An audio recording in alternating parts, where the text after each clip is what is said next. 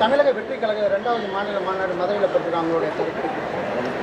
ஒவ்வொரு அரசியல் கட்சியும் மாநாடு போடுகிறது, அவர்களும் மாநாடு போடுகிறார்கள். அதான் என் கருத்து.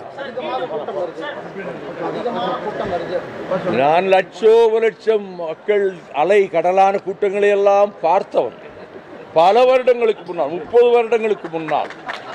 ஆமா, கடற்கரையில் அப்படியே ஒரு கூட்டம் சரித்திரத்திலே நடந்ததில்லை. அந்த மற்ற கட்சிகள் பயப்படுது, நியாயம் சொல்லணும். அவங்க பயப்படாமலே இருக்கலாம். நானா இன்னார் பயப்படுறாங்க, நியாயம் சொல்லணும்.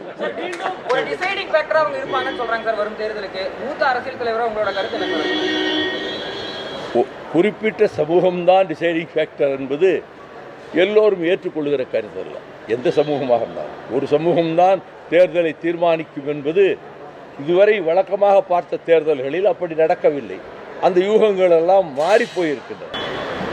ஆளுநராக சிறப்பாக பணியாற்றி அவர் அடுத்து நாகாலாந்துக்கு ஒருவேளை ஆளுநராக போகக்கூடும் என்று 2 நாட்களுக்கு முன்னால் ஏடுகள் ஆர்வமாக யூகம் தெரிவித்த போது அவர்கள் இந்திய நாட்டினுடைய துணை குடியரசுத் தலைவராக வைஸ் பிரசிடென்ட் ஆஃப் இந்தியா, அவர்தான் ராஜ்யசபாவுக்கும் சேர்மன், வைஸ் பிரசிடென்ட் தான் மாநிலங்களவைக்கும் அவைத்தலைவர். அந்த பொறுப்பினை நமது தாய் தமிழகத்தைச் சேர்ந்தவரும் வீரமும் விருந்தோம்பலும் நிறைந்த கொங்கு மண்டலத்தினுடைய ஒரு பிரதிநிதி போல இங்கே இருந்து அரசியல் நடத்திய அவர் குடியரசு துணைத் தலைவராக பொறுப்பேற்க இருப்பதற்கு எங்கள் மகிழ்ச்சிகரமான வாழ்த்துக்களை மறுமலர்ச்சி திராவிட முன்னேற்ற கழகத்தின் சார்பில் தெரிவித்துக் கொள்கிறேன். அவர் ராஜ்யசபையும் அவைத்தலைவராக இருந்து சிறப்பாக நடத்துவதற்கு வாழ்த்து சொல்லுகிறேன்.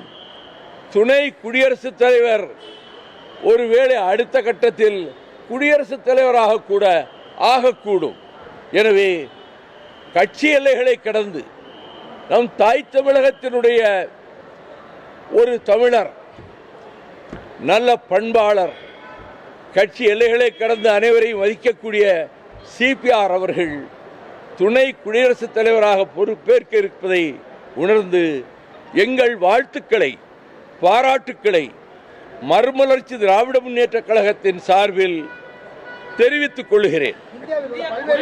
இந்தியா கூட்டணி சார்பில் துணை குடியரசுத் தலைவருக்கான வேட்பாளர் அறிவிக்கிறதுக்கு ஆலோசனை நடத்துறாங்க. ஒருபுறம் சிபிஆருக்கு வாழ்த்து தெரிவிக்கிறீங்க. இந்தியா கூட்டணியுடைய நிலைப்பாடு என்ன? அவர் அறிவிக்கப்பட்டதில் நான் மகிழ்ச்சி அடைந்தேன், வாழ்த்து சொன்னேன்.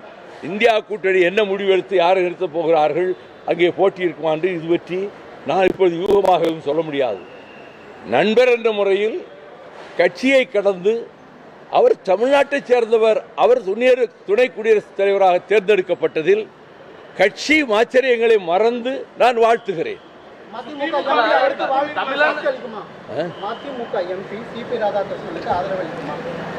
அது இந்தியா கூட்டணியிலே அங்கம் வகிக்கின்ற தமிழகத்திலே தலைமை தாங்குகிற திராவிட முன்னேற்ற கழகமும் தோழமை கட்சிகளும் அவர்கள் ஆலோசித்து முதலமைச்சர் மூலமாக அறிவிக்கின்ற அந்த அறிவிப்பின்படி மறுமலர்ச்சி திமுக நடந்து கொள்ளும்.